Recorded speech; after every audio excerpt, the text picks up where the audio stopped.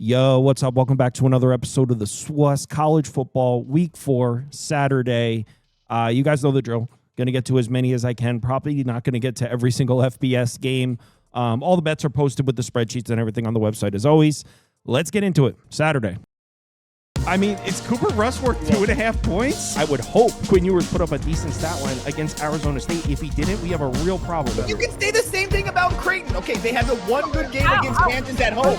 When Toast talks about the kicking market, it's like some earth is flat shit. Andy, true or false, this is going to be a dog walking. Dog walking. This is my dog walking of the day. I think it's going to be very ugly. Dog walking. I think this is going to be ugly. Hey, get the sauce. North Texas on the road at Army here. Army actually opened up as a short favorite. Heavy action on the North Texas side. It went all the way up to North Texas minus 2.5. Then it looks like we saw some buyback on Army. Right now, limits are up at 20K at the time of recording. Army sitting at plus 1.5. North Texas on the road at Army here. These two teams complete opposites. North Texas throws the ball a lot and they move at a fast pace. Army most definitely not throw the ball a lot and move at a fast pace. So two complete opposite teams in terms of play styles. Start with the North Texas offense against the Army defense. And Army's defense has been okay. Their performance on the road against Kansas State is definitely impressive. I mean, after seeing Kansas State play against Arizona and just looking at Kansas State's offense's body of work so far this year, maybe not quite as impressive, but still it was a great game to go on the road to Manhattan and pick up the win. So maybe this Army defense is not quite as bad as we thought it was going to be this year. This is supposed to be a down year for Army, losing all the production. But regardless, even if the Army defense is better than we expected it to be, I'm not sure if this North Texas offense can be stopped right now. Keep in mind, under Eric Morris's tenure here, this is his third year as head coach. They've had a top 25 offense in terms of yardage and scoring both years. I mean, this offense moves the ball, and this year's no different. This offense has been absolutely excellent so far this year, and they've been doing it injured. Their running back, Sibley, he hasn't played the last couple games. Their tight end, Connor Vaughn, he hasn't played all season. The right tackle got injured in the opener. I'm not sure if these guys all come back, but it's scary to know. I don't think either of those three are I don't think any of those three are out for the season, and it's scary to know that North Texas is lighting these teams up, and they're doing it hobbled right now, missing 2 or 3 starters on the offense. That could be coming back at any week now. So, yeah, this North Texas offense looks good. Mestemaker's been dynamite. Army's had virtually no pass rush this year. Remember, Army's best edge rusher from last year transferred to Georgia. Mestemaker's been an absolute monster from a clean pocket. I mean, he's been good under pressure as well. I mean, I don't see any reason the North Texas offense just doesn't just continue to roll here against this Army defense. The question is on the other side of the ball. Can this North Texas defense get off the field against this Army offense? Because we know that's how Army wins football games. You can't get that offense off the field. It really hasn't looked great this year. Obviously, on the road in Kansas State, they held the ball for like 40 minutes. That's a solid offensive performance. But as a whole, this is not the 2024 Army offense with Udo and Daly. This is definitely a step backwards. In fact, I'm not even 100% sure who the quarterback is. I don't think it's Coleman anymore. He got injured in the Tarleton game. Then he missed a couple, and then apparently he was cleared to come back in the Kansas State game maybe, and he didn't even play. So I don't know if he lost the starting job, or I don't even know what's going on at the quarterback position for Army. What I do know is this is not the 2023 North Texas defense or the 2024 North Texas defense. They brought in defensive coordinator Skylar Cassidy, comes from Sam Houston State. And this defense, I mean, we've never seen North Texas play defense like this. If you're unfamiliar with North Texas football, last 2 years under Eric Morris, top 25 offense, bottom 25 defense. They don't play defense here. And they seem to have turned over a new leaf because this defense looks strong. Even the game where it looks like they played poorly on the road against Western Michigan, they allowed 30 points. They held them to under 4.3 yards per play. Success rate under 35%. The defense was fine. So this North Texas defense, it's only been a few games. I don't want to just completely overreact. It looks strong. This looks like a very good football team. I'm not big on Army this year. I feel like that Kansas State game is kind of giving us false hope when it comes to Army. So it would be North Texas anything under a field goal here. SMU on the road at TCU. This one actually opened up on a couple rec books at 3.5. So the early action was on TCU. Got up to 7. Looks like SMU got hit at 7. TCU got hit at 6.5. Kind of bouncing back and forth between 6.5 and 7. Looks like when they raised the limit to 20K, SMU did get hit at +7. SMU, TCU. I know obviously everyone's hammering TCU. I wouldn't be so quick to count out the SMU offense, especially now that we're over a touchdown. This offense has a lot of talent. I have concerns about SMU, but it's mostly on the other side of the ball. This offense is still very explosive. They were in an absolute shootout against Baylor. They obviously could have won that game. I mean, it went to overtime. They very easily could have won that game. And their left tackle, Chambly, he missed the first 2 games of the year. He's back on the field, so I think he's good to go.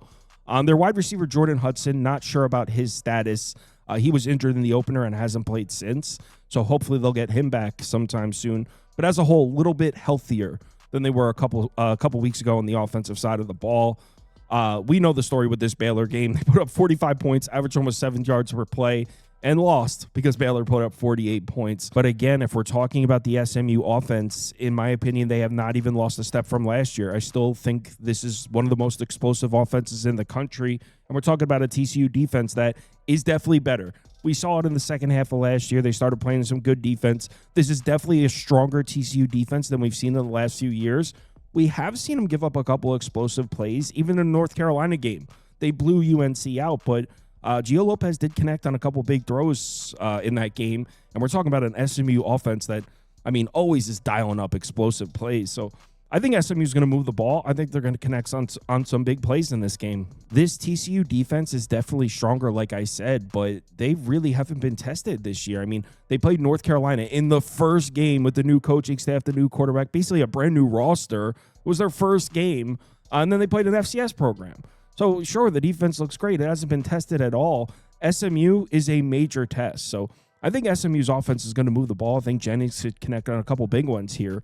On the other side of the ball, this is where, SMU's defense last year was so good. Their defensive front, most of those guys are in the NFL now.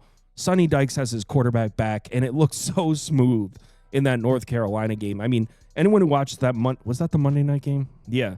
I think TCU North Carolina was the Monday night game. Anybody who watched that game on Monday night was thinking the same thing. It was like, wow, TCU might have the best offense in the country. That looked so smooth. They look very, very strong. And this SMU defense, it looks to be a shell of the defense they were last year. So I don't have a ton of faith in SMU making stops in this one. Also, they're dealing with injuries, some key injuries too. Their linebacker, Alex Kilgore, he had a pick 6 in the opener and got injured. He hasn't played since.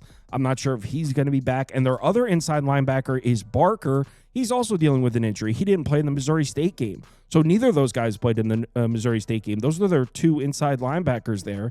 And also Washington on the defensive line. He didn't play in that game either. So that makes it even more difficult to envision SMU's defense going on the road and stopping this offense. I really think Josh Huber should have plenty of opportunities to move the ball on SMU. He's been a monster with a clean pocket. He's been a monster under pressure. He's been good as hell in every situation so far this year. Granted, extremely limited sample. I took the over 61.5. What's it at now? 63? Oh, wow. It's 64.5 now. I'd still lean over at that number. But honestly, now that I can get a touchdown, I'd lean towards the SMU side. So I'm on the over, but I got 61.5. And at 7, I would lean towards SMU. UNLV Miami of Ohio. I know Miami of Ohio's defensive numbers look bad to start the season. 130th in success rate. It looks rough. Got to keep in mind, they started off the season with back-to-back road games against Big Ten opponents. I still think this is going to be one of, if not the strongest defense in the MAC. And now that they're back at home, I expect to see a much better defensive effort from Miami of Ohio. In fact, I think they're going to play a great defensive game here. Now, UNLV is still a tough opponent. It's not like, they had 2 road Big Ten games and now it gets easy. UNLV looks pretty strong under Barry Odom, and they seem to be coming into their own a little bit. But let's be honest about things. I mean, Calandria looks great, but he hasn't been tested at all. Their toughest opponent has been UCLA so far, and that UCLA defense is terrible. They look so bad. They look to be arguably the worst Power 4 team. I mean, honestly, they look so bad. So that data point is just not impressive at all. Calandria just has not been tested. He's been holding the ball onto the ball a long time because he's been able to. I think Miami of Ohio's defense is going to make him struggle a little bit. I think this is going to be a good defensive effort. On the other side of the ball, I'm really not sure what to expect here. UNLV's defense has not looked good at all. 117th in success rate, 120th 120th in success rate per rush. This defense has not looked very good at all. But Miami of Ohio's offense, I mean, they brought in DeQuan Finn to play quarterback, which is huge. I mean, a couple years ago at Toledo, he was the best quarterback in the conference. Other than that, they lost pretty much everyone else on that offense, and there's not a ton of talent around him.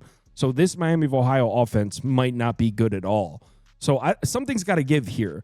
UNLV's defense looks bad, but Miami of Ohio's offense looks pretty bad too. In terms of betting this game, I think I bet the under. I wrote down under 50. I actually think I bet this. I think I have the under at 50.5. It's at 49.5 now. I'd still bet it at 49.5. I honestly would lean Miami of Ohio at the plus 2.5. I don't really trust the offense, but I think the defense is going to really show out here. So I'm on the under, lean Miami of Ohio plus the points. Bowling Green, Louisville, it's going to take a year or two for Eddie George to get this Bowling Green program up and running again. I know they just picked up a big win against Liberty, but this has not looked pretty so far this year. This offense looks really bad. Remember, in addition to having a brand new coaching staff, they've also got a brand new roster, and a lot of it comes from the FCS.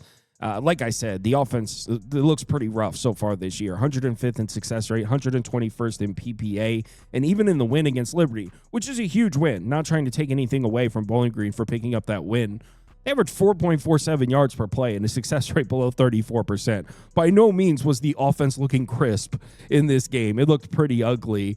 Now they're going to go on the road and try to move the football against the Louisville defense that not only is coming off a bye week, but they kind of shut down James Madison a couple weeks back. JMU, who is a program we've come to respect, held on to 3.4 yards per play, 14 points in the game. Great defensive effort from Louisville against James Madison. There's really nothing on paper that indicates Bowling Green can move the football on this defense.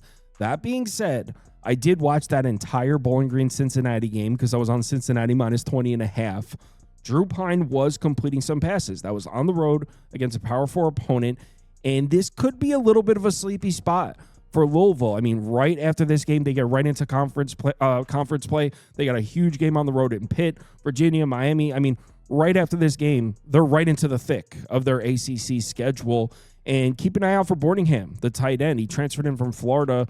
He hasn't played yet this year. I'm reading he could be back at some point soon. So Drew Pine getting a safety blanket there at tight end, that's a possibility. That's not confirmed. And by the way, Louisville lost their best defensive player. He's done for the season. Stanquan Clark, I think his knee, I don't know exactly what the injury was, but I'm reading most likely done for the year. He's their inside linebacker, second leading tackler from last year. So not only is it just a real sleepy spot for Louisville, they just lost their main tackler in the middle. I know this Bowling Green offense has been terrible. Drew Pine was completing some passes on the road in Cincinnati. So I know it doesn't make sense. I think Bowling Green is going to move the ball in this game, even though I can't really make sense of it on paper. Now, on the other side of the ball, I mean, I really think Louisville's offense is going to be strong this year. We really haven't seen it yet, but I do think this is going to be a strong offense. I think the offensive line is better than it was last year. So far this year, they're 66 in success rate, 62nd in PPA. It really has not looked great for Miller Moss so far. I mean, his numbers do not look pretty. James Madison's a tough defense, but Eastern Kentucky, I mean, an 85.1 QB rating. I'm sure it'll improve as the season progresses, but it has not been very impressive so far. I do have good news for Miller Moss, though. If there was ever a perfect spot to bounce back and just really put together a good stat line, it's a home game against Bowling Green, because Bowling Green's defense was elite last year. They're all gone. New coaching staff, brand new defense. And, I mean, I was talking about that Cincinnati game. Drew Pine was completing some passes. Sorsby, he did whatever he wanted against this Bowling Green defense. 58.3% success rate per dropback. That's what Cincinnati had against this Bowling Green defense. 333 yards through the air, 13.9 yards per pass at them. So when they went on the road to Cincinnati, they had no answers for Sorsby in the Cincinnati offense. Whether you're a Miller Moss guy or not, you'd have to admit that this is a pretty favorable spot for him against this Bowling Green defense that's in a complete rebuild under a new coaching staff. So I lean towards Bowling Green plus the points because I do think Drew Pine's going to complete some passes. But I think over would be the best move here, 52.5. Give me Bowling Green plus 26.5 over 52.5. Syracuse Clemson, this one got up to 17.5. Looks like Syracuse got hit at that number. Got all the way down to 15.5, and then it looks like we saw some buyback on Clemson. At the time of recording, I'm looking at 17 30K limits. Syracuse Clemson. I don't care about the Colgate game, but I do think we need to respect the Syracuse passing attack a little bit. Jeff Nixon is clearly a talented offensive coordinator, and despite losing all the pieces from last year's offense, and McCord and the receivers, running backs gone, LaQuint Allen, this is still an offense that can move the football. I mean, in their first two games, they played Tennessee and UConn, 345.5 passing yards per game, 7.4 yards per pass to them, 41% success rate per dropback. I'm not saying this is an explosive offense, but you see all the pieces they lost from last year's offense, and you would think, oh, this offense is going to suck. They really haven't. Angeli can play. This offense, I think, needs to be respected to some extent. Again, I'm not saying we fear the Syracuse offense. I do think we need to show it some respect. Jeff Nixon can clearly coach an offense. And they're matched up against a Clemson defense that is definitely elite against the run. I was talking about this last week. This defense can stop the run. I mean, they just went on the road to Georgia Tech, one of the most dynamic physical rushing attacks in the country, and they really held it in check. They didn't get steamrolled in that game. So this Clemson run defense, that's a unit I trust. I trust this defensive front. I'm not as sold as on the Clemson defense against the pass. I mean, looking back at the LSU opener, doesn't look as impressive now that we're seeing LSU's offense struggle week after week. There's clearly something going on there with the LSU offense. Goose Crowder was giving this Clemson secondary problems. Not that he lit Clemson up, but he was making throws. They were moving the ball a little bit. That's Troy's quarterback. The pass rush doesn't seem to be nearly as elite as we thought it was going to be, although they were putting some pressure on Haynes King last week. On top of that, Syracuse is getting some pieces back from injury. Their running back, Willis, he has missed the last two. Their left tackle, Trevion Mack, he missed the last two. Clemson's safety, Khalil Barnes, he's still listed week to week. I don't think he's going to be back. So Syracuse is a little bit healthier. I think Syracuse is going to move the ball on Clemson. I do. I think Angeli can complete some throws. Remember in that Tennessee game, Syracuse was moving the ball. They had the ball first and goal on like the 7, a touchdown to cover with like a minute 50 left. So that game wasn't a blowout. Tennessee connected on a couple of big plays. It was not a blowout. Now, on the other side of the ball, we've got the Syracuse defense, and I do think this defense is starting to come around. Still, on paper, on the road to Death Valley, Clemson should score 60 points. On paper, they should score 60 points, but something is going on with this offense. I don't know if it's the injuries or what exactly is happening, but they do have significant pieces dealing with injuries. Left tackle Tristan Lee, he hasn't played the last couple games. I'm not sure when he's coming back. Same goes for the right guard. Not sure when he's coming back. I don't think Antonio Williams, their superstar wide receiver, one of the best wide receivers in the country, I don't think he's coming back. I'm reading he might not come back to early October after their bye week now. So Clemson dealing with serious injuries on this offense. We're seeing Klubnik under constant pressure, probably due to the injuries on the offensive line. So even though Syracuse defense is not a defense we consider to be a threat in any way, but they're starting to come around a little bit, and this Clemson offensive line straight up doesn't look good. We saw Troy's defensive front putting some pressure on Klubnik. So Klubnik in the first 3 games pressured on over 36% of his dropbacks. Is Syracuse going to be able to pressure him? I'm not sure, but if you asked us that before the Troy game, we would have said, oh, no way. And Troy was generating pressure. I mean, if you're going to operate your offense without your superstar wide receiver, arguably the best player on your team, you at least need to give the quarterback time to throw, and they really haven't. So with the injuries on the offensive line, maybe Syracuse defense is able to cause some problems. And look, I know Syracuse defense is not perceived to be any good, but Fran Brown, like I said, he might have this unit trending in the right direction. They actually played a decent defensive game against UConn. They held UConn to 20 points, 5.33 yards per play. Success rate of 45.8% isn't great, but UConn's actually a respectable offense this year with the quarterback back. They got most of the offensive line back. UConn's defense took a lot of hits. That's actually a respectable offense. This is a solid defensive performance right here. Remember, Fran Brown is a defensive head coach. He's a defense-first guy. I mean, this is year 2. If you believe in Fran Brown, you would expect the Syracuse defense to show improvements this year. I wouldn't be surprised if Syracuse plays Clemson tough. Honestly, I don't know how you lay 17.5 points with Clemson. It would only be Syracuse at that number. I would like to see some injury reports. If I knew for a fact those offensive linemen weren't playing, I would take Syracuse money line. I'll take Syracuse plus 17.5, waiting on injury reports. I haven't bet this game. Maryland, Wisconsin. Market's buying this one up, but the limits are super low. I'm assuming it's because we don't know the status of Billy Edwards Jr. It looks like we saw some buyback on the Maryland side at plus 10.5, but again, super low limits in this one at the time of recording. Maryland, Wisconsin, and Madison. The Wisconsin defensive numbers on the year don't tell the whole story. Now they're dealing with a key injury. Outside linebacker Corey Walker, he's going to miss another game. But I truly believe this is a very strong defense. Maybe not quite on the Jim Leonard Wisconsin defense's level, but this is definitely Luke Fickell's strongest defense here. I'm not going to let 1 week change my opinion on that. They got cooked on the road in Tuscaloosa. The way Ty Simpson was looking at quarterback for Alabama, I have a feeling they're going to be doing that often. I mean, he looked really good, and that's a tough environment to go on the road to Tuscaloosa. I'm not going to let that one game take me off Wisconsin's defense. I do think this is a strong defense. And Maryland's offense, yes, they're averaging 34.3 points per game, but the rest of the numbers don't look all that great. Success rate under 40%, 5.42 yards per play. You got to keep in mind, they haven't played anybody. The toughest defense they've seen is Northern Illinois, and that is not a good football team. They had a strong defense last year. Everyone's gone. That's a completely new defense. I mean, Maryland has played legitimately nobody. They do have a bright spot, though. I know the offensive numbers don't look great. They haven't played anybody. They do have a bright spot. Malik Washington at quarterback. He looks electric. College football heads are already saying this dude's going to be a quarterback of a major program next year, probably going to be one of the most highly sought-out transfer portal guys. He's clearly a playmaker. He makes Maryland's offense a threat to score at any moment. He looks awesome. But again, just like we said with the Maryland offensive numbers, when we're talking about Malik Washington, we do have to mention he hasn't played anybody. In fact, this is his first road game on the road in Madison, and we have to point out that this is such an insane step up in competition from anything he's seen before. This is a freshman making his first road start against a Wisconsin defense I think is very strong. So I don't like that at all for the Maryland offense. I think this could definitely be a wake-up call for Malik Washington and that unit, who they just kind of been beaten up on some really bad defenses. This is going to be a wake-up call.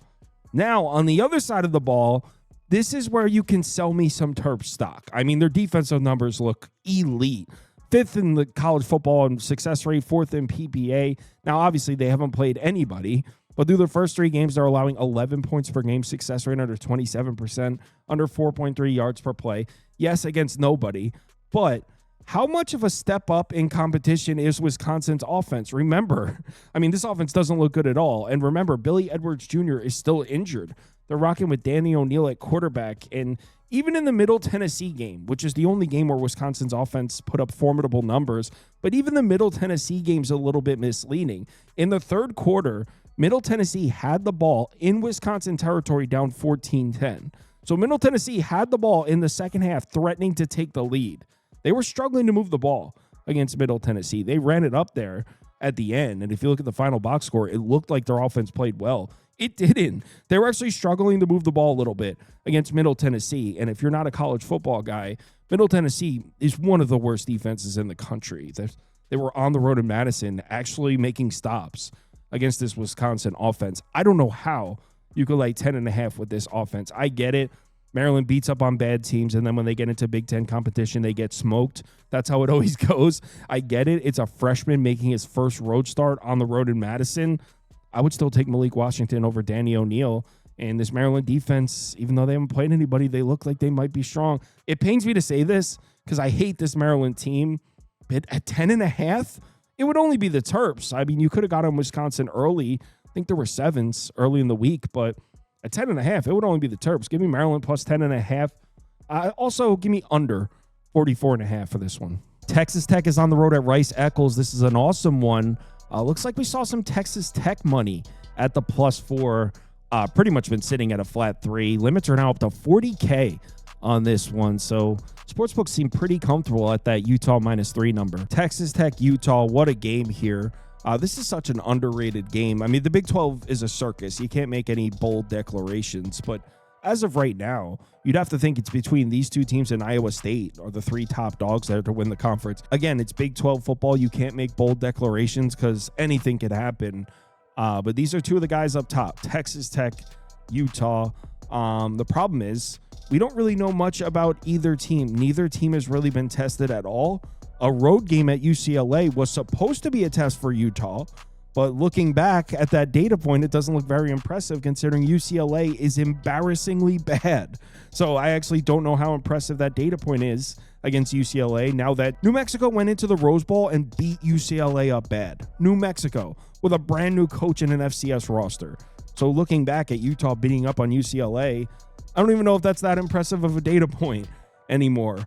So when it comes to Texas Tech's offense, they've smoked every single team they've seen. It's not really saying much when your toughest matchup was a home game against Oregon State. Now they're going on the road to Rice-Eccles, and this is a dramatically different situation. And what worries me a little for Texas Tech is this is where we've seen Behren Morton struggle over the course of his career here.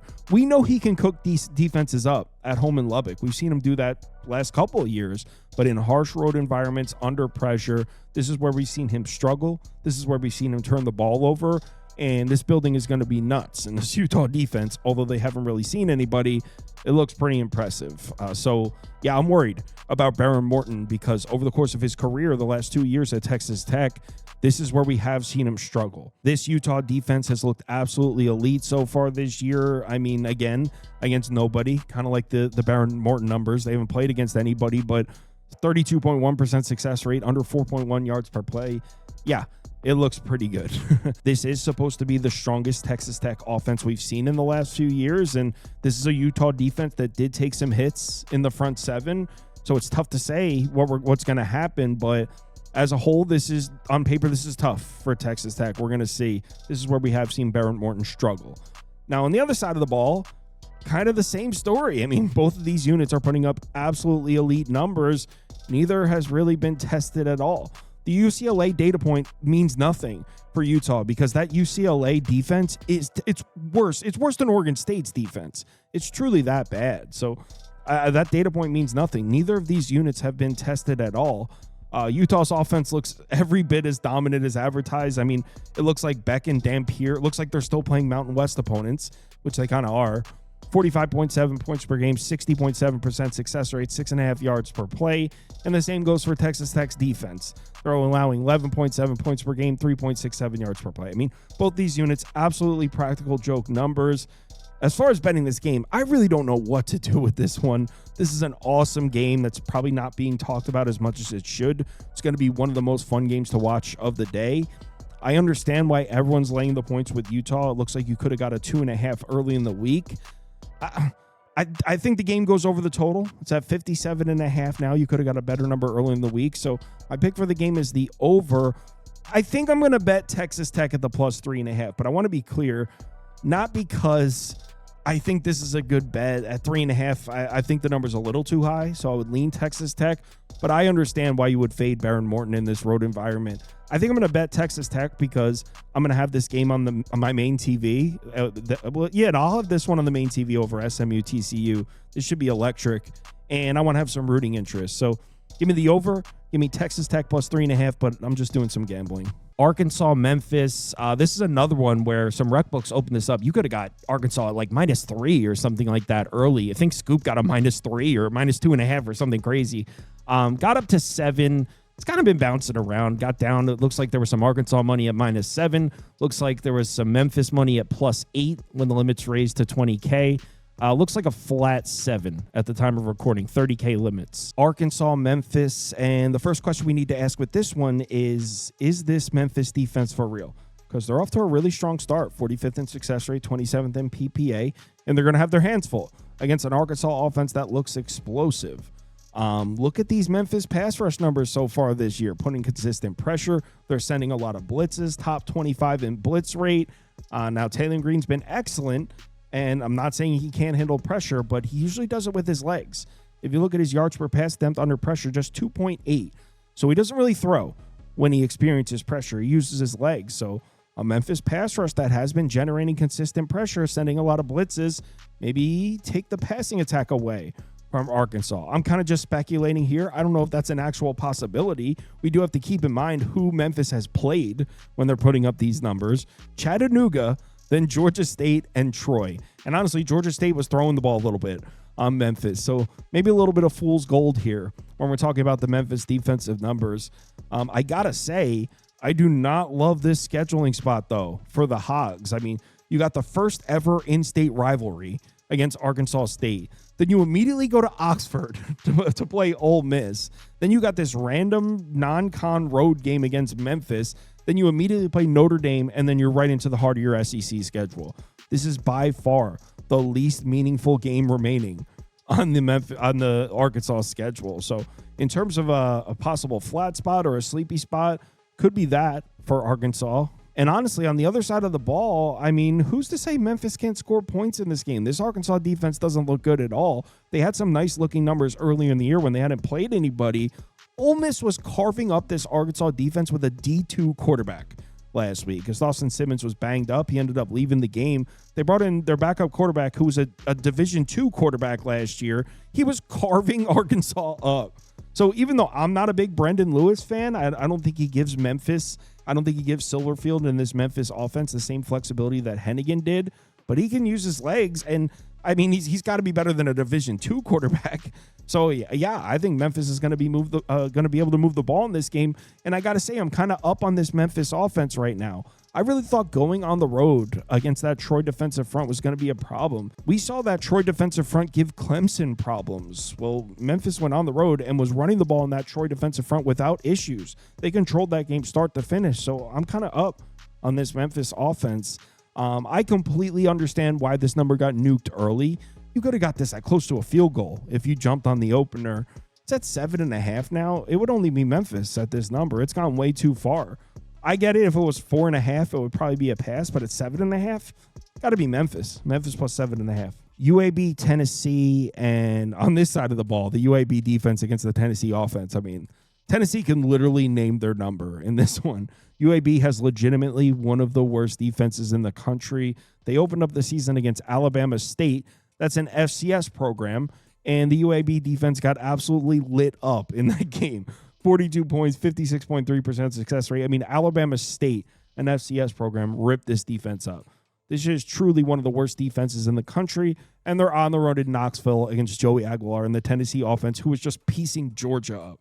So, yeah, Tennessee can literally name their number in this game.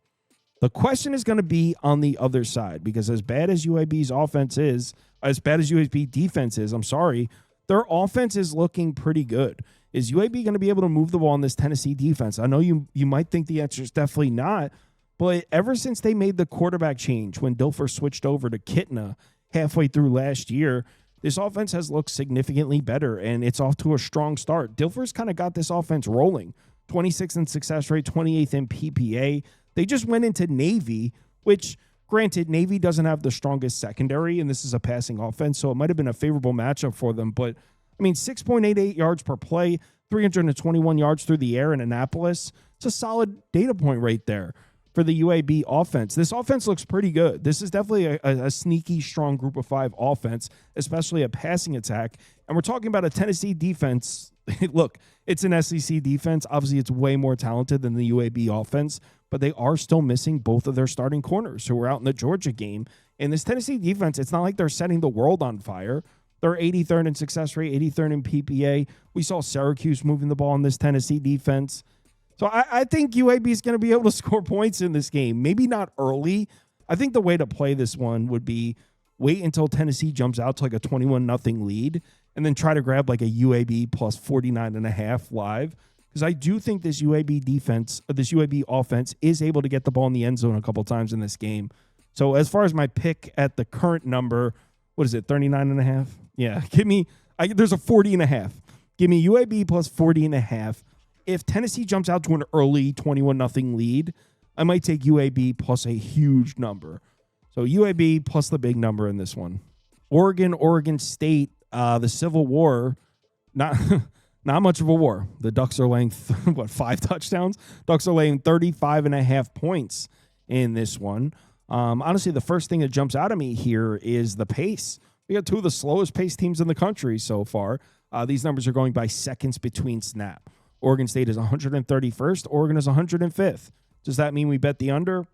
I don't know. I thought it was interesting enough to include in the video. But anyway, as far as actually matching these two teams up, I mean, there's not much to say here. One team looks excellent and one team's really struggling. It's kind of tough to poke holes in this Oregon team. If you're looking at the game logs and looking at the box scores, you might look at the Northwestern game and say, hey, Northwestern was running the ball on Oregon, 4.81 yards per carry. But that is not exactly how it went. Northwestern broke a 77-yard touchdown run with a minute left. When the game was over, they broke a 77-yard touchdown run. And without that run, the numbers don't look nearly as good. It's really tough to poke holes in this Oregon team. Oregon State is still missing their left tackle. They're very reliant on Malik Murphy throwing the ball. He has a lot of arm talent. He's capable of making the throws, but he also makes some poor decisions. And this is really tough for Oregon State. The Ducks might be missing one of their RBs in this one, Noah Whittington, but they've got plenty of guys that can carry the ball. I think that's a non-issue. Look, Oregon could kill them if they want. They've got Penn State on deck, I suppose. Could be a look ahead, but this is the Civil War. I think Oregon might just smoke them. So I guess Oregon minus the points or pass here. Maybe an under because of the slow pace, but Oregon or pass. Not much interest in that one. Next up, Troy's on the road against Buffalo. Looks like we saw some early Buffalo money at the -5. They raised limits to 10K, and it looks like some Troy plus 6.5 action came in. I believe it's at 5.5 at the time of recording. Troy's on the road in Buffalo, and this is an interesting matchup. Buffalo's definitely been a little bit disappointing to start the season in comparison to what their preseason hype was. There was a lot of people that were big on Buffalo, and I get why. On the defensive side of the ball, they brought back a ton of production. And I remember talking about this during the offseason stuff. They brought back a lot of their pieces from last year's defense, but my concern was last year's secondary was getting thrown all over. So, yeah, they bring those guys back, but that secondary wasn't any good last year. So I was concerned with the Buffalo secondary. I thought they were vulnerable to the pass. And so far, my take there seems to be kind of correct. Their pass defense hasn't looked good at all. So Buffalo is a defense that's vulnerable to the pass. And if I was recording this a week ago, I would say, hey, careful. Troy has a quarterback that can throw the ball. Here's the thing. Goose Crowder just got injured last week, and I believe he's out for the season, which means Tucker Kilcrease is going to be starting at quarterback again. It's the same story as last year. Goose Crowder gets hurt. Tucker Kilcrease takes over, and I'm just not sure if Tucker Kilcrease is the guy that can exploit the weakness of this Buffalo defense, which is the secondary. I don't trust Tucker Kilcrease nearly as much as I trust Goose Crowder. So Buffalo's defensive front has been solid. They've played well against the run, and I think this Troy offense is going to be limited with the backup quarterback. So even though I don't trust the Buffalo secondary, I do think this is a real good opportunity for Buffalo to play a really stout defensive game. On the other side of the ball, I am a little bit worried about Buffalo. It's early into the season, but I think it's safe to say that Roberson is not giving us the same production from the quarterback position that we saw from C.J. Agbana. The last two games look a lot better, but they played St. Francis and Kent State. So not really valuable data points there. And week one was on the road in Minnesota, week on the road against a Big Ten defense. So maybe we cut them some slack there, but I'm not really sure if Buffalo has a passing attack I can trust. I do think they can run the ball, but they're matched up against a Troy defensive front that is tough. This is going to be one of the stronger run defenses in the Sun Belt. So it's kind of a tough matchup for the Buffalo offense as well. But I really think Troy's offense is going to be in prison in this game. So now that it's been bet down below a touchdown, it would be Buffalo at under a touchdown. Buffalo or the under. I don't hate Buffalo minus 6.5. That's the only way I'd go here. Maybe a buy low because the hype seems to have died off. Buffalo minus 6.5. Auburn, Oklahoma. I mean, early action was on the Oklahoma side. It got up to 7. It does look like Auburn got hit at +7, and then went back down to 6. They raised limits to 30K. Looks like they got hit on the Oklahoma side at -6 at 30K limits. Auburn, Oklahoma. Obviously, the lead story, Jackson Arnold revenge game, whatever you want to call it. He's with Oklahoma last year, transferred to Auburn. This is his return to Norman. It's also a revenge game for Auburn. They lost a heartbreaker to Oklahoma last year, a game they definitely should have won. They had back-to-back pick sixes, Oklahoma did, to win the game. So a revenge game for Auburn as well. To me, the battle is right here. The Auburn offensive line, which might be top 3 in college football, against the Oklahoma defensive line, which probably is the best in college football. That Oklahoma defensive line is an absolute problem. So I feel like we're gonna know pretty early on in this game what's going on here. Is Auburn's offensive line able to generate push in this game? Because if they're not, it's going to be tough sledding for Auburn's offense. I mean, you already know what Oklahoma's going to do defensively. The same exact thing they did against Michigan. They're going to load the line of scrimmage up. They're going to force Jackson Arnold to make throws over the top, and we'll see if Jackson Arnold's able to make those plays. The blueprint's already there. We know what Oklahoma's defense is going to do. We're going to find out if Jackson Arnold's able to make those plays. We have not seen much downfield passing from Auburn as of yet. We haven't seen much downfield passing in Jackson Arnold's entire collegiate career. So, yeah, this is going to be tough sledding for Auburn's offense. Now, one thing I want to point out is I know everyone's looking at that Michigan data point in week 2, and they're looking at Michigan when on the road to Oklahoma could not run the ball. 29% success rate per rush. Oklahoma was able to take the run away from Michigan. And there's people looking at this data point thinking, Kyle, Michigan couldn't run the ball on this Oklahoma defensive front. Auburn definitely can't. Look, I'm not saying Auburn can run the ball on Oklahoma's defensive front. What I will say is Auburn's offensive line and rushing attack is a step above Michigan's. This is not the 2023 Michigan offensive line. Michigan's kind of weak on the offensive line. Auburn's got one of the best offensive lines in the country. It's a dramatic step up from Michigan. So just because Michigan couldn't run the ball in Oklahoma doesn't mean that Auburn can't. Auburn's going to have, with Jackson Arnold running the ball, one of the most physical rushing attacks in the country. So I wouldn't just write this offense off. This is going to be a tough rushing attack to stop.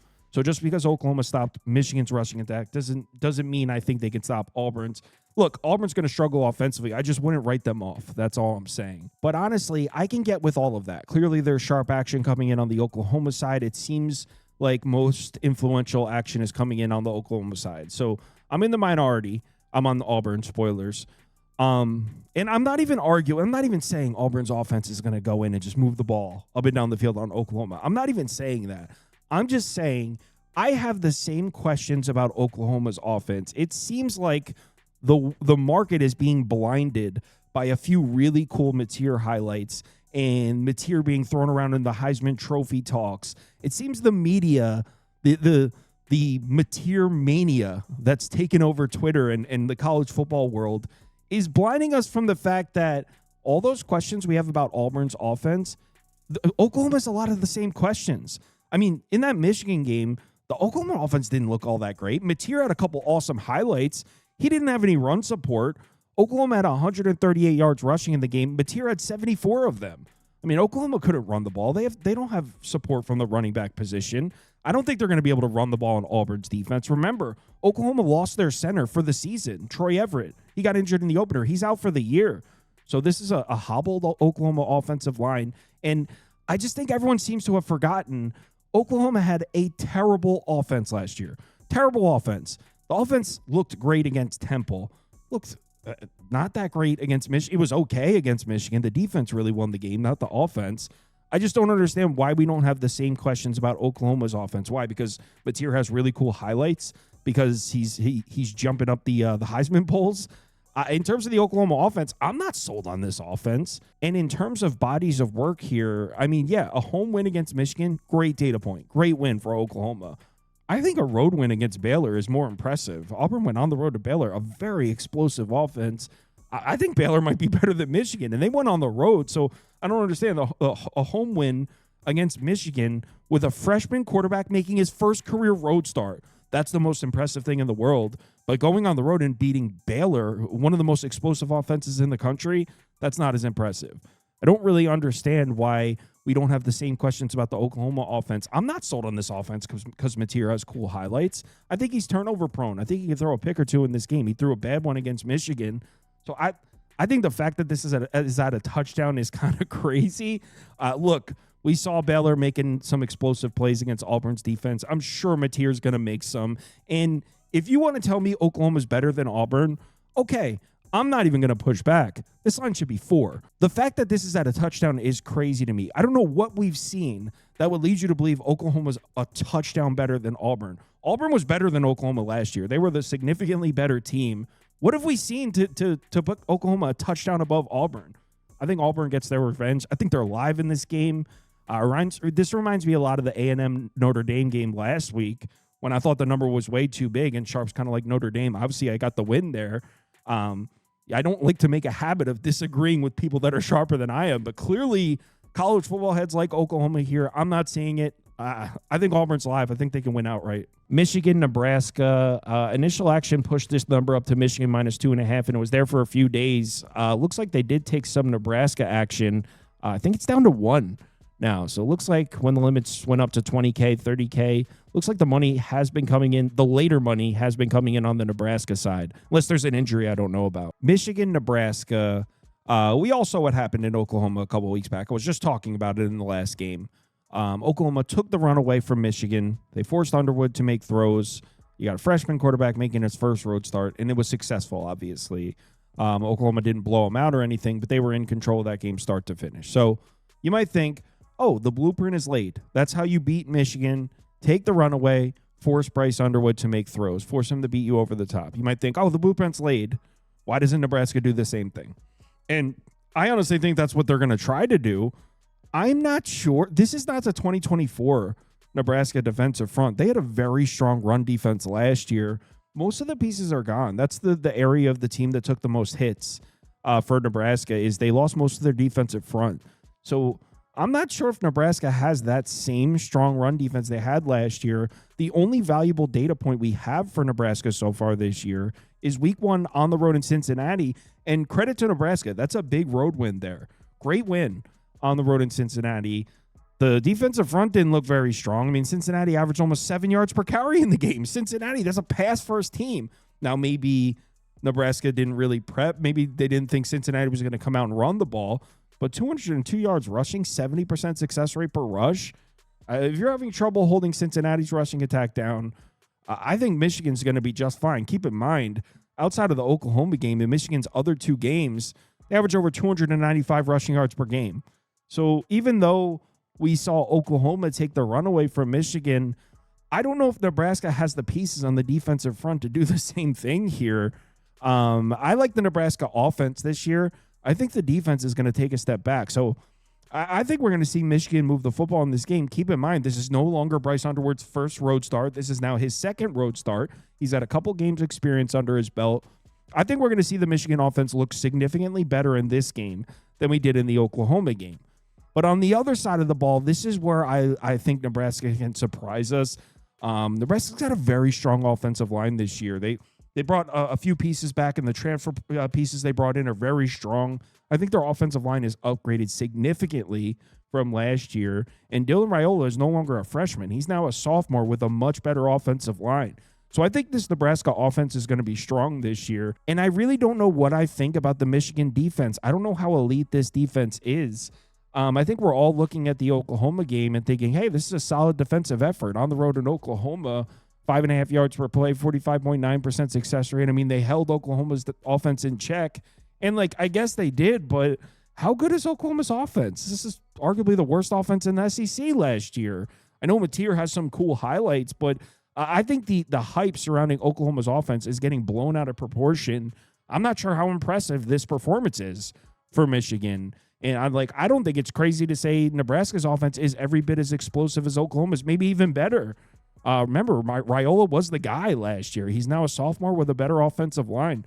So I think there's plenty of opportunities for Raiola to make some plays just like Mateer did in the Oklahoma game.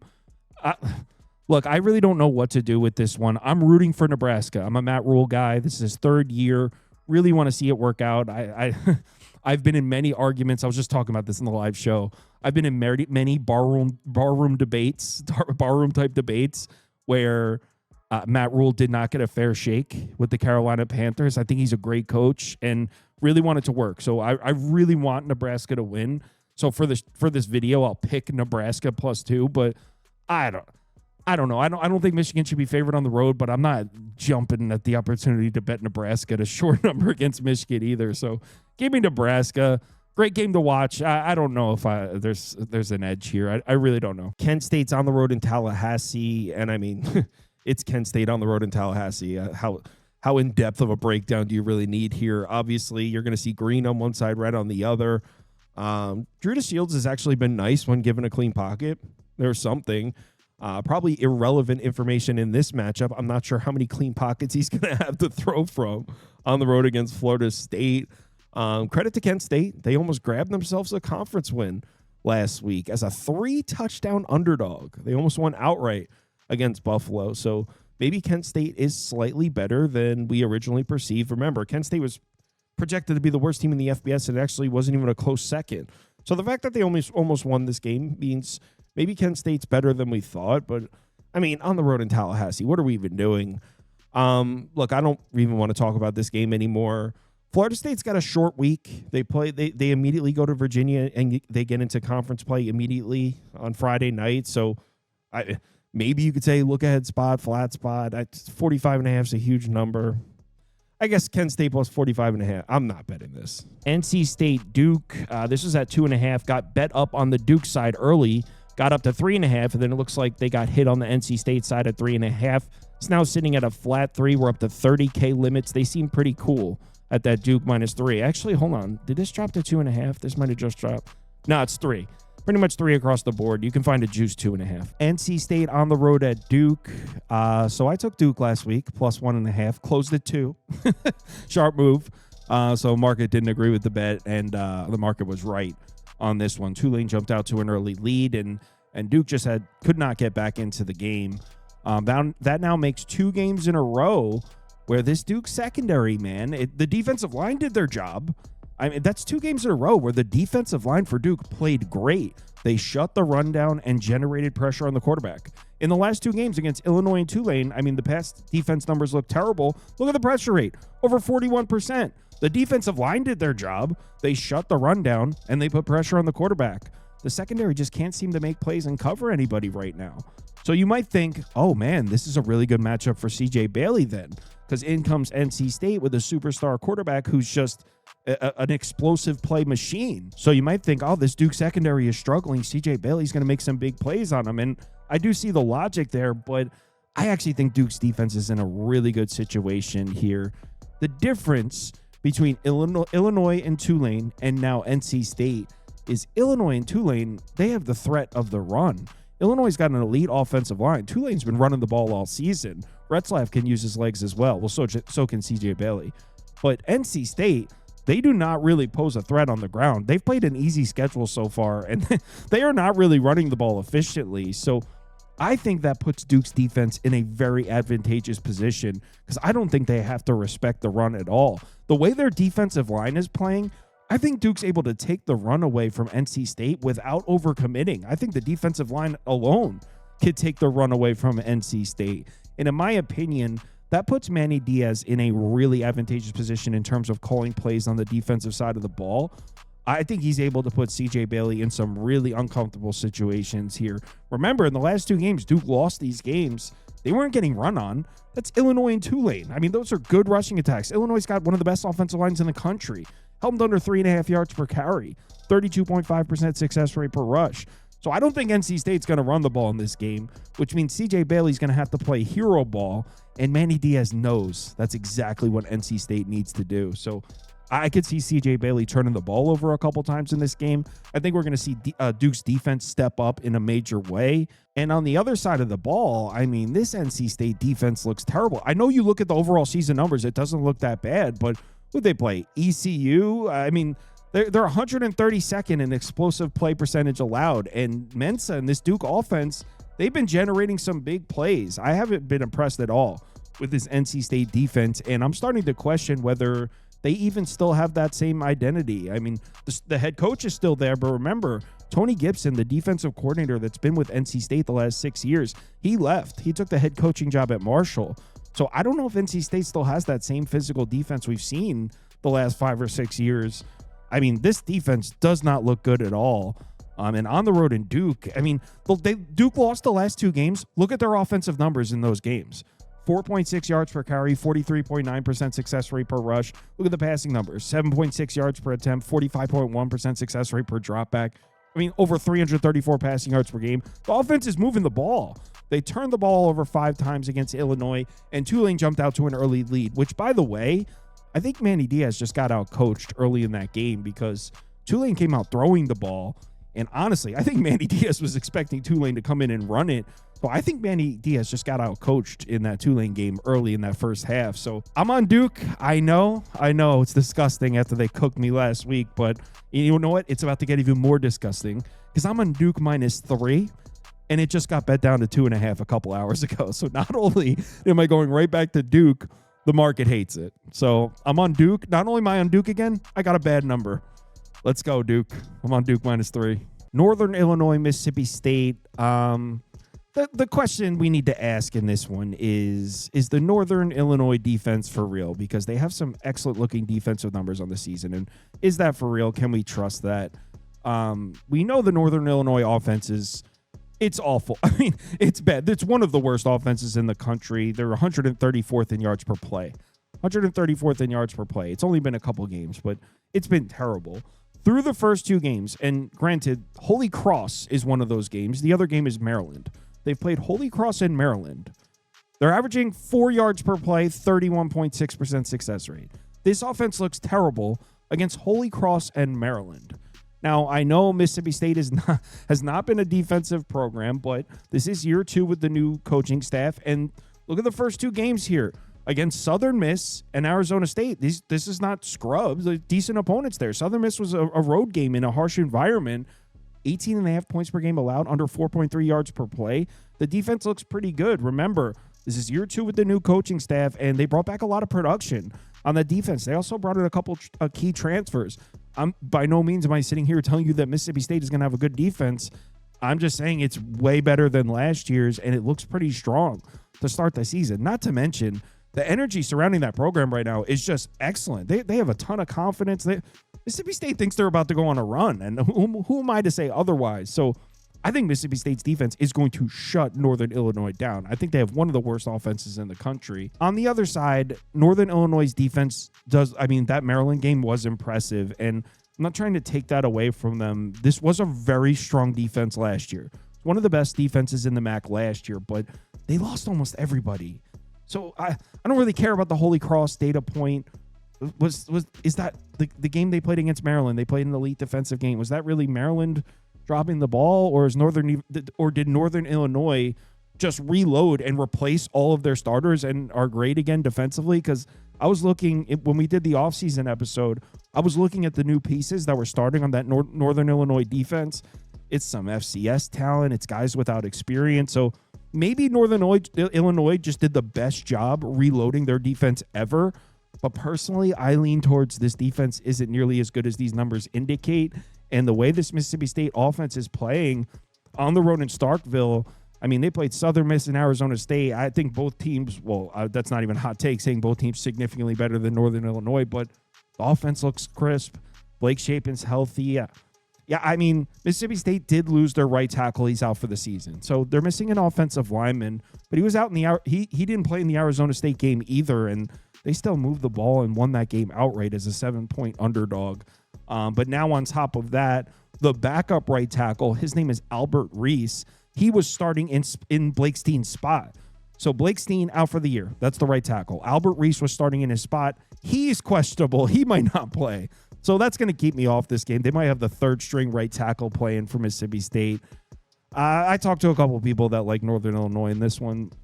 I'm going to say Mississippi State because I think this program's rolling, but I won't be betting this one. The injuries on the offensive line's keeping me off. North Carolina, Central Florida in the bounce house. This is the ultimate I have no idea game. I don't understand. When I saw this line, I jumped on the 6.5 thinking it was going to close at 3. It moved the other way. UCF is now laying a touchdown at the time of recording, and I cannot make any sense of it. I know on paper it looks like UCF's been pretty good. They haven't played anybody. Their toughest game so far this year was a home game in the opener against Jacksonville State. Jacksonville State, keep in mind, Rich Rod left, and the entire roster left too. It's a brand new Jacksonville State team with a new coaching staff, a new roster, and they had a home game against them in the opener. It was the first time that Jacksonville State roster has ever played football together. Jacksonville State's not going to be a strong team this year. They look like they might be slightly better than we originally thought, but that is not going to be a good team. That game was tied at home 10-10 with a minute left. UCF scored a touchdown to take a 17-10 lead and beat Jacksonville State at home. They were in danger of losing a home game to Jacksonville State. That's the toughest game we've seen from Central Florida. I mean, they scored 17 points in a home game against Jacksonville State. I don't understand. That's the toughest game we've seen from Central Florida. And I mean, look, I'm not sitting here trying to pretend that things have looked great for North Carolina. I understand only winning 20-3 against Charlotte. I understand that's concerning. I'm not trying to sit here and tell you that North Carolina looks great, but I mean, this game was on the road. They won by 3 scores. This is obviously concerning that they only won 20-3. This is so miles more impressive than almost losing at home to Jacksonville State. I don't even understand. I mean, I think North Carolina is the better team. I don't get this at all. Clearly, if somebody has the influence to bet this number from 6.5 to 7, this is somebody who's sharper than I am. So if you're able to move a major college football market a half point onto a key number, you have influence. And clearly that's somebody that knows what they're doing. So maybe I'm an idiot and maybe I just don't know shit. But I don't understand why this is what has Central Florida done to be laying a touchdown to anybody. I think North Carolina's live. I think they win the game, but again, it seems like people smarter than I am are on Central Florida. So I'm on North Carolina plus 6.5 and the money line. I don't get the number. I'm a little worried. Hopefully we see some late steam on North Carolina, buy this number down, give me a little more confidence. But yeah, I'm on UNC. Don't get the number. Delaware making their Conference USA debut.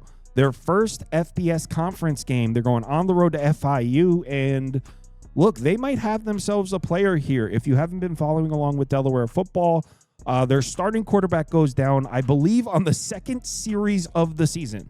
Week 1, opener, starting quarterback goes down immediately. So yeah, things were looking pretty dark there for Delaware, but they brightened up quickly because Nick Minicucci came in. That's his name, Minicucci. I don't know if I'm saying it right. He's the backup quarterback. He comes in and he's been slinging it ever since. I mean, his numbers look great. Delaware has this passing attack that no one was expecting with a backup quarterback. Week 3, they play UConn, a rivalry game. He slings it on them too. So, I mean, Delaware out of nowhere with the backup quarterback has this passing attack. So can this Minicucci magical run continue into conference play? Like I said, they open up on the road here at FIU, and I'm going to say no. I think it's going to come to a screeching halt. So, first of all, this FIU defense has looked very strong, specifically against the pass. They've been a little bit vulnerable to the run, and I think that's a really tough matchup for Delaware that hasn't really been running the ball. This has been a pass-first offense. So, up against an FIU defense that's looked strong against the pass, and I'm talking about they look strong against the pass on the road in Penn State. In their last 2 games, check this out. In their last 2 games, FIU has played Penn State. I don't need to tell you how elite that program is. Now, did James Franklin really open up the playbook against FIU? Probably not. But still, to go on the road in Penn State, even without the playbook opened and and limit that offense and make the game somewhat competitive, that's excellent for FIU. And they also played Florida Atlantic in a rivalry game. And no, Florida Atlantic is not a good football team, but Zach Kitley is the head coach there. He took over this year. That's a Texas Tech guy. I mean, scheme up dynamic passing attacks, and he's got Velkamp at quarterback. Conference USA Offensive Player of the Year last year. So even though FAU is not good, they've got an offensive-minded head coach that knows how to scheme up a passing attack, and they've got a proven quarterback. So to shut them down through the air, they didn't completely shut them down, but they played great defense in the game. This pass defense is strong, and it's looked strong. So now you got Delaware, who's this very one-dimensional offense, pass-happy offense, going up against a pass defense that looks strong. And keep in mind, Delaware has injuries at the wide receiver position. Jake Thal might miss another game, and Amankwa, who I believe is their wide receiver 3, he hasn't played yet this season. This is all going to catch up to him. I think this Delaware offense, it's been magical. I think it's about to come to a screeching halt. I think FIU is going to play great defense in this game. And when we get to the other side of the ball, in my opinion, this is where I like the matchup even more for FIU. I mean, Delaware's defense hasn't looked all that great. They're playing good football, but it's mostly the offense. They're 115th in success rate, 118th in predicted points added so far this season. They're opening up their first ever FBS conference game on the road against the most experienced quarterback in the conference in Jenkins. 129th in success rate per dropback. They've struggled against the pass, and now they're opening up their first ever FBS conference game against the most experienced quarterback in the conference, who can definitely spin it. In their last 2 games, they played Colorado and UConn. Granted, those are tough opponents, but 8.9 yards per pass attempt allowed, over 52% success rate per dropback. They're struggling to defend the pass. Jenkins is definitely a good quarterback. He should have plenty of opportunities to move the ball up and down the field in this one. Look, Delaware looks good. Laying points to them. I picked UConn on the show last week. Delaware won outright. So I'm not thrilled with the idea of laying points to this team that seems to be on a magical run, but I think the run's about to come to an end, and I think they're going to be welcomed to the conference with a comfortable loss here to FIU. I think FIU wins by a touchdown plus, controls the game start to finish. Florida International, -5.5 here. I actually might bet this one. BYU East Carolina. You could have gotten like a +8.5, +9 on the ECU side if you bet super early. As far as what's happening right now, looks like ECU got hit at +7.5, dropped down to +6.5, and it looks like BYU took some money at 20K limits. So we're looking at a flat 7 at the time of recording. BYU on the road at East Carolina. So BYU's offensive numbers, they have solid-looking rushing numbers, right? We really haven't seen anything. They played an FCS team, and then they had a home game against Stanford. They beat Stanford 27-3, but honestly, the offense didn't even really play that well. LJ Martin is a good RB. They've got themselves a running back there at BYU, but as far as Bear Bachmeier at quarterback, a home game against Stanford, they really didn't do much through the air. So the BYU offense leaves a lot to be desired. We haven't seen a legitimate data point yet. Who knows if they even opened up the playbook against Stanford. So we really don't know what we have with the BYU offense. I would say kind of a low ceiling with Bear Bachmeier at quarterback, at least a low ceiling in terms of a passing attack. He is a freshman. So going on the road to Greenville and trying to move the football, it's not always an easy task. ECU doesn't always have the strongest team, but they always seem to play good defense in that building. So this is going to be a really tough spot for Bear Bachmeier to go on the road as a freshman to Greenville, which is a tough environment. The place is going to be going crazy. I will say ECU's defensive numbers on the season may be a bit of fool's gold here. They just played back-to-back cupcake games, but we did see it in the opener. We know that NC State offense can definitely be explosive and put up points with CJ Bailey, and ECU played a solid defensive game. NC State couldn't run the ball at all. I mean, they never can run the ball, but they couldn't run the ball on East Carolina. CJ Bailey was able to complete some passes, and they got the win. NC State beat them 24-17. But Bear Bachmeier is definitely not CJ Bailey. So, I mean, CJ Bailey was able to make the throws and get the win here in Greenville. I'm not sure if Bear Bachmeier can accomplish that. The difference is NC State can't run the ball, and BYU can, or we believe they will be able to with LJ Martin. They've got a good RB there, and their offensive line should be better than NC State. So NC State wasn't able to run the ball in this game. Is that because ECU's run defense is very strong, or is that because they just can't run the ball? So we'll have to see. If BYU's able to run the ball in this game early, it might be tough for ECU. If they can just hand the ball off to LJ Martin, might be a long day for ECU's defense. But we do want to give them credit. They played NC State tough. Now, on the other side of the ball, this is where I like the matchup for BYU. And they've been essentially perfect so far this season. Who cares? They haven't played anybody. They're second in success rate, first in predictive points added. Who cares? They played nobody. Their toughest matchup was a home game against Stanford. That offense is terrible. They're allowing 1.5 points per game, 1.5 points per game, under 2.1 yards per play against nobody. Now, going on the road in ECU is going to be a tough test for this BYU defense. And we know since making the quarterback change to Katin Hauser, this East Carolina offense is definitely capable of making explosive plays. We saw it the second half of the year. I mean, they made the change to head coach. They made the quarterback change to Hauser, and this offense just started taking shots down the field. I mean, we've seen it to start the season. In the first 3 games, they're averaging over 346 passing yards per game, over 52% success rate per dropback. Now, it's a little one-dimensional. They don't really have a rushing attack, but they definitely have an explosive passing attack. Here's the thing, though, and this is my criticism of Katin Hauser. They haven't played anybody, and I'll take it a step further. Since Katin Hauser took over as starting quarterback, we have not seen him play a good game against even a decent defense. If you remember, I was talking about it last year. I mean, Katin Hauser took over at quarterback. ECU started going off. But, I mean, they played Temple, terrible defense. FAU, terrible defense. Tulsa, worst defense in the country last year. North Texas, terrible defense last year. So they played 4 of the worst defenses in the country in a row. And then they played Navy, and I bet on ECU in the game. I was like, yo, Hauser took over. This offense is explosive. He didn't play well at all. The first time you saw a half-decent defense in Navy, you didn't play well. They lost by 2 touchdowns at home in that game. And then they opened up the season. The only decent defense they've seen is NC State. Number one, NC State's defense doesn't even look that good. And number two, ECU's offense looked like shit in the game. Under 34% success rate, 5.58 yards per play. So again, Caden Hauser seems to be the king of racking up really explosive looking passing numbers against really bad defenses. That's what it's looked like so far, because when he's seen decent defenses, it hasn't looked pretty. And this BYU defense, if you remember, I forget who I was listening to. This isn't my take. I forget, maybe the College Experience. I forget where I heard it, but BYU was being talked about in top 25 discussions, rewind a few months ago. BYU was getting talked about as one of the top teams of the Big 12. They were really getting hyped. Then the Retzlaff stuff happened, right? Retzlaff, and the controversy, transfers out. Then everyone just like wrote BYU off. The other 21 starters are still there, and I think they're playing with a chip on their shoulder. They're like, oh, you guys don't think we're a good team anymore just because the quarterback leaves? So I think this defense could be really strong, and I think they're going to give ECU all kinds of problems.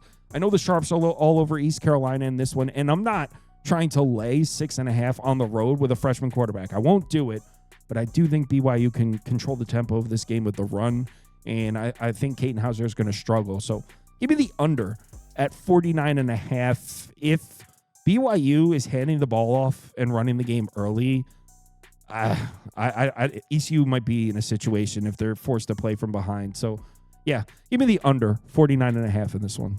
Arizona State Baylor, I mean, they seem pretty set at the 2.5 number. Hasn't really moved. We're up to 30K limits now. Still looking at Baylor minus 2.5. Arizona State Baylor, and this was the easiest decision. And when I say easiest decision, I'm talking about my decision making. I'm not saying this is a lock, this is definitely going to hit, nothing like that. But in terms of my decision making, as soon as I looked at this game, I knew exactly what I was betting. As soon as it opened, I bet it. I'm on the over here. Who's making stops in this game? I'm going to be looking towards the over in most of Baylor's football games. They have one of the most explosive offenses in the country. I think Baylor can score points on any defense in the country. Truly. I don't know if anyone could stop this offense. They look excellent. They look excellent down the stretch last year. They brought back pretty much everyone, including the quarterback. Sawyer Robertson looks great so far this year. They're matched up against an Arizona defense that really struggled when they went on the road against Mississippi State. Blake Shapen was piecing them up. I mean, if they're struggling with Mississippi State, they're definitely going to struggle with Baylor. So, I mean, like I said, I trust Baylor's offense to score points in this game because I trust Baylor's offense to score points in every... They were piecing Auburn up. I trust them to score points in every game, and I don't even think Arizona State's defense is that great. It's not bad. I don't think it's that great. But on the other side of the ball, I don't trust this Baylor defense at all. In their first 2 games, they played some solid teams. Auburn, SMU. They allowed 41.5 points per game, over 50% success rate, almost 6.5 yards per play. So this Baylor defense is not a unit I trust. Arizona State might be getting some weapons back as well. The running back Brown, Kyson Brown, he got injured in the opener. He hasn't played since. He has returned to practice, so they might be getting their RB1 back. And Jalen Moss is one of their receivers. He also got injured in the opener. I think he's coming back as well. So Arizona State's offense has been missing a couple weapons. I think they might be getting both of them back. Yeah, this Arizona State offense is a unit I trust. Sam Levitt, man, hell of a player. Just an awesome playmaker.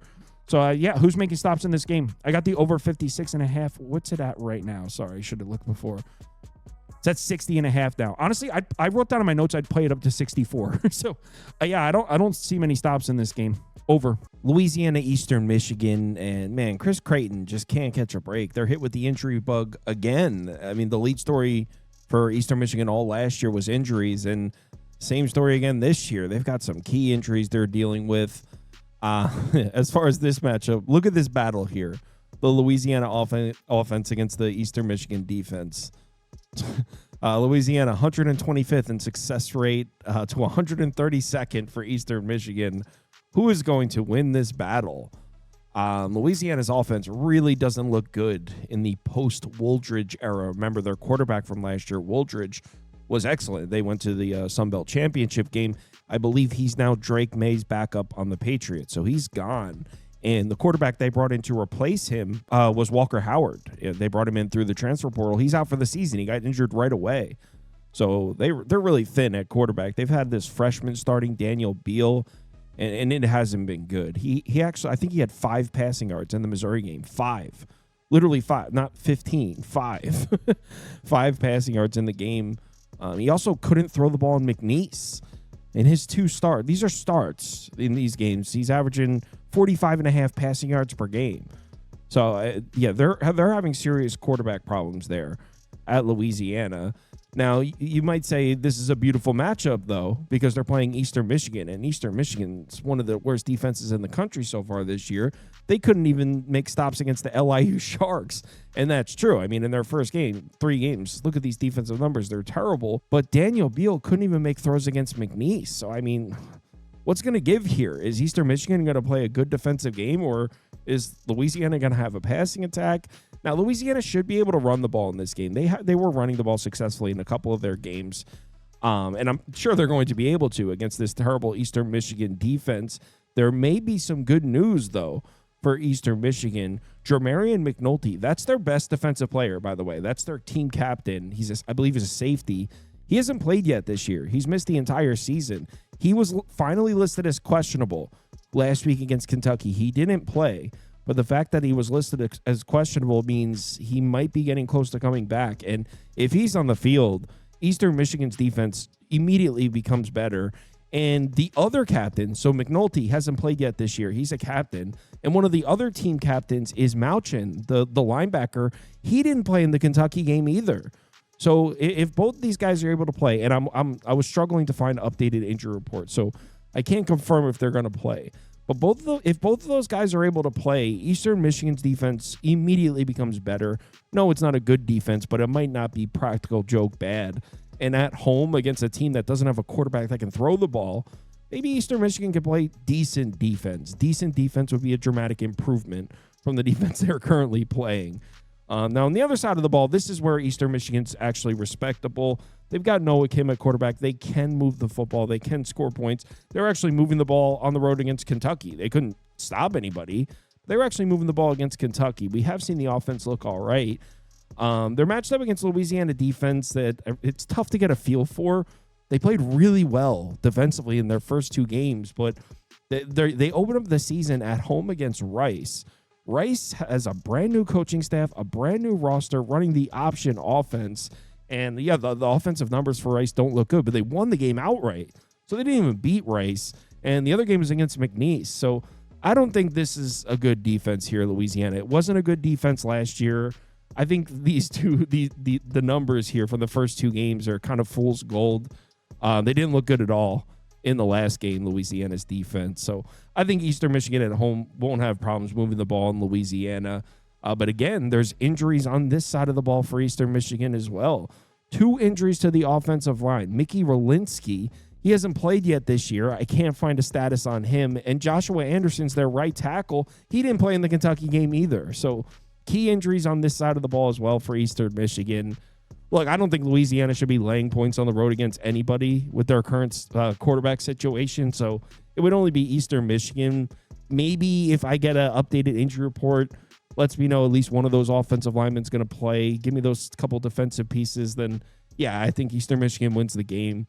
For the video, Eastern Michigan plus 2.5, but I won't be betting it unless I see updated injury reports. Illinois, Indiana. The action's been coming in pretty one-sided in this one. It looks like it's been all Indiana money. We're now up to 30K limits. It's up to a 7. Has there been any buyback on the Illinois side? Let me look. At this graphic, it stops at 7. Has there been anything that came in? Circa still has it at 7, mostly 6.5 though. So it looks like Illinois may have taken some money at plus 7. I'm seeing mostly 6.5 at the time of recording. NC State, Duke. This was at 2.5. Got bet up on the Duke side early. Got up to 3.5, and then it looks like they got hit on the NC State side at 3.5. It's now sitting at a flat 3. We're up to 30K limits. They seem pretty cool at that Duke minus 3. Actually, hold on. Did this drop to 2.5? This might have just dropped. No, it's 3. Pretty much 3 across the board. You can find a juice 2.5. Illinois, Indiana, cool Big Ten matchup here. The big question in this one is Illinois' offensive line against the Cignetti defensive front. Because if there's one thing we know Cignetti's going to give us, it's an elite run defense. That dates back to James Madison. I mean, James Madison had back-to-back years where they were like 3rd in the country in yards per rush. I mean, Cignetti's always going to give us a tough, physical defensive front 7. So you got Illinois with an elite offensive line. Are they going to be able to run the ball on the road at Indiana?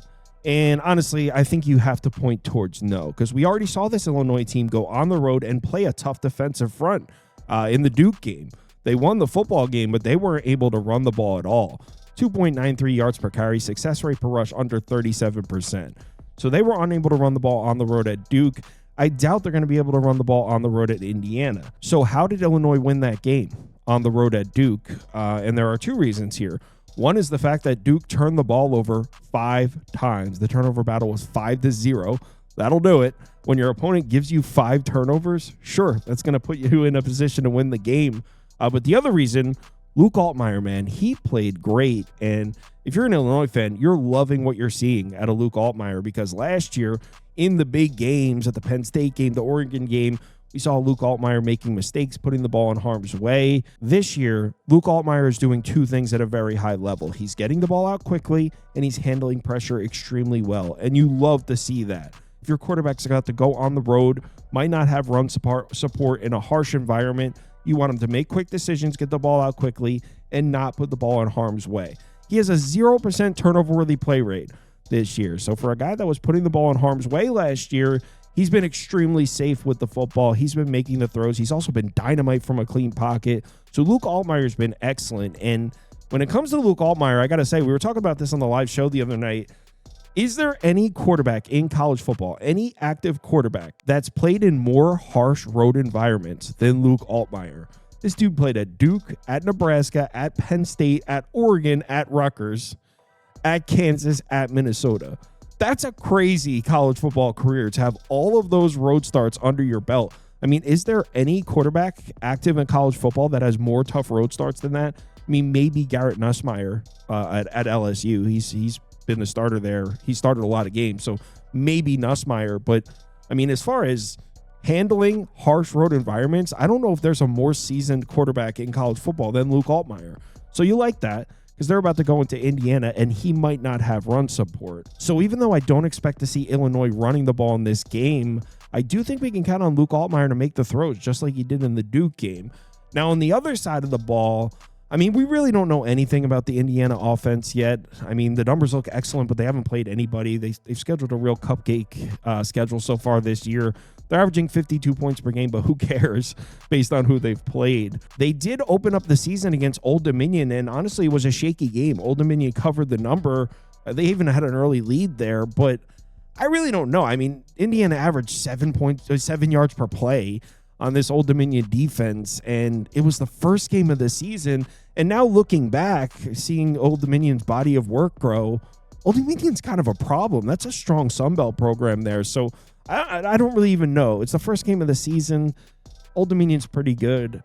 I feel like we don't know anything about the Indiana offense. What we do know is Cignetti's a hell of a coach, and we saw Illinois' defense go on the road against Duke, and they won the game comfortably thanks to the turnovers.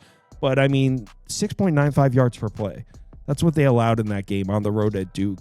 Mensa was making throws. The Duke was moving the ball. They just kept turning the ball over. So I expect Indiana to move the ball, which is why if I had to bet this game, I would probably go over. Now that it's up to 6.5, I was leaning towards Illinois at 4.5. Now that it's up to 6.5, it might be getting into a playable range for Illinois. 6.5, I trust Altmyer. Yeah, give me Illinois plus 6.5 and over 52.5. Those would be my picks for this game. Thanks for watching. As always, we'll be live at 10 a.m. Eastern time. We'll be live for 2 hours up to kickoff. So from 10 a.m. up to noon, going through all the games. We're going through like 36 games. It'll be rapid fire, just having some fun, sharing the bets for the day. So if you're able to make it, we'd love to see you in the comments. Let's have ourselves a great week 4. Week 3 was a good one for me. So hopefully I can put together back-to-back positive college football weeks. We'll see. Be sure to bet responsibly. See you in the morning.